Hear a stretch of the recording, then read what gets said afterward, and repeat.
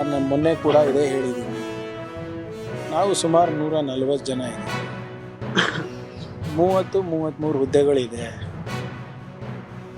ಎಲ್ಲರಿಗೂ ತೃಪ್ತಿಪಡಿಸೋದು ಭಾಳ ಕಷ್ಟದ ಕೆಲಸ.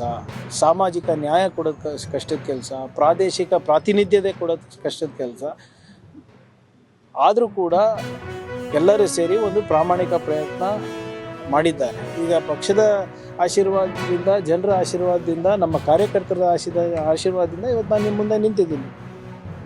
ನನಗೆ ಇಲ್ಲಪ್ಪ ಸಾಕಾಯಿತು, ನೀನು ಈಗ ಪಕ್ಷದ ಕೆಲಸಕ್ಕೆ ಹೋಗು ಅಂದರೆ I have to do it. There is no choice.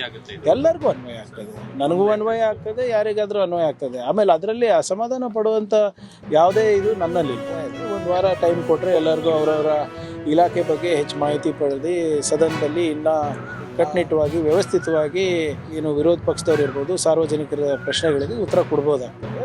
ಆಗುತ್ತೆ, ಇವತ್ತಿಲ್ಲ ನಾಳೆ ಆಗುತ್ತೆ.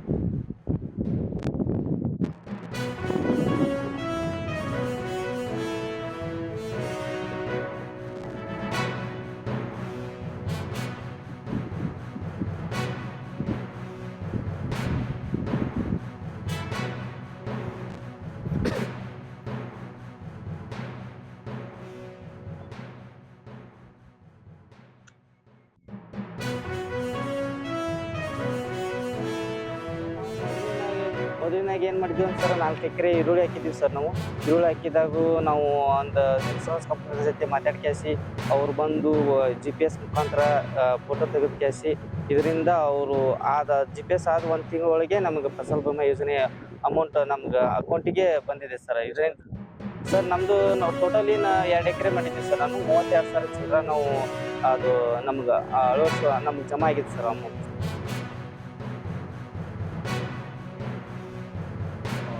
ಜೂನಿಗೆ ಪ್ರಾರಂಭ ಆದರೂ ಸಹ ಸಾಕಷ್ಟು ಮಳೆ ಕೆಲವು ತಾಲೂಕಲ್ಲಿ ಕೊರತೆ ಆಗಿದೆ.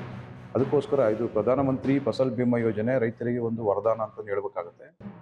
ಆ ಕಾರಣ ನಮ್ಮ ಈ ಅತಿವೃಷ್ಟಿ ಅನಾವೃಷ್ಟಿ ಸಮಯದಲ್ಲಿ ನಮ್ಮ ರೈತ ಬಾಂಧವರಿಗೆ ಬೆಳೆ ನಷ್ಟ ಆದರೆ ಇದು ಪರಿಹಾರ ಕೊಡಲಿಕ್ಕೆ ಒಂದು ಒಳ್ಳೆಯ ಯೋಜನೆ ಆಗಿದೆ. ನಮ್ಮ ಜಿಲ್ಲೆಯಲ್ಲಿ ಈ ವರ್ಷ ಸುಮಾರು 62,000 ರೈತರು ಈಗಾಗಲೇ ಬೆಳೆ ವಿಮೆಗೆ ನೋಂದಣಿ ಮಾಡಿದ್ದಾರೆ.